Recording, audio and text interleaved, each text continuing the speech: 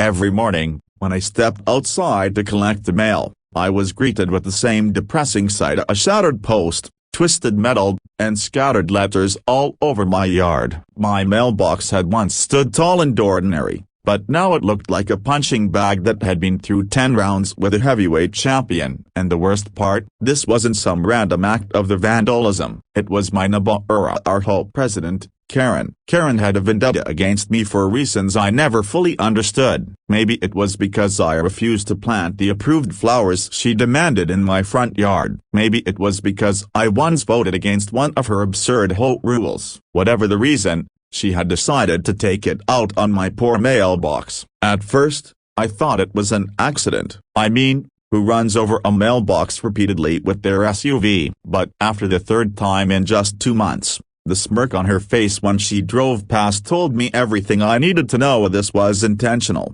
I tried the civil approach. I asked her politely to stop. She rolled her eyes and told me, maybe if you placed it properly, I wouldn't keep hitting it. When I suggested moving it back a bit from the curb, she snapped, "The whole guidelines say it has to be where it is. Follow the rules." So I replaced it again, and again, and again. Each time, it lasted maybe a week before her silver SUV would accidentally clip it. The frustration built inside me like a pressure cooker. I wasn't just angry about the mailbox, it was the principle. She thought she could bully me into submission, humiliate me in front of the neighborhood, and laugh about it afterward. One morning, after finding my fourth mailbox in pieces, I made a decision. If Karen wanted a war, I would give her one. But I wasn't going to fight dirty. I was going to be smarter. That night, I drove to the hardware store with an idea in mind. I bought a steel post, heavy-duty concrete, and a custom-made mailbox designed to look harmless but built to withstand a tank. I spent hours digging deep into the ground,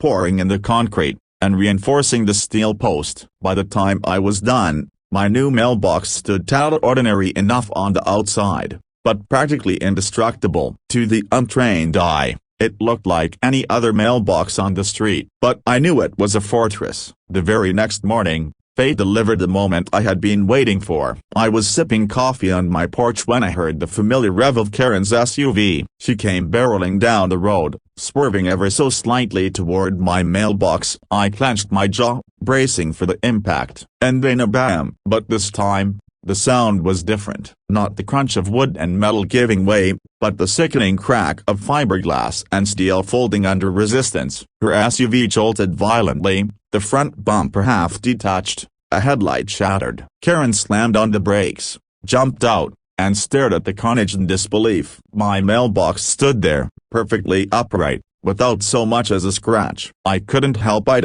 I burst out laughing. She stormed over to me, fuming, her voice dripping with rage. You sabotaged me," she screamed, pointing at the mailbox like it was a weapon. I calmly sipped my coffee and replied, "No, Karen, I just followed the rules. The mailbox is in the approved location, built to code, and firmly in place. Maybe if you learned how to drive, this wouldn't be a problem." The neighbors, drawn out by the commotion, started gathering. Whispers turned to chuckles, and chuckles turned to open laughter. For once, Karen didn't look like the queen of the whole. She looked defeated. Her SUV, the symbol of her power, was mangled by the very thing she tried to destroy. Of course, she tried to file a complaint with the HOA, claiming my mailbox was a safety hazard. But when the inspector came, he measured everything, checked the materials, and told her bluntly, "This mailbox is perfectly compliant. Maybe you should focus on driving more carefully." From that day forward,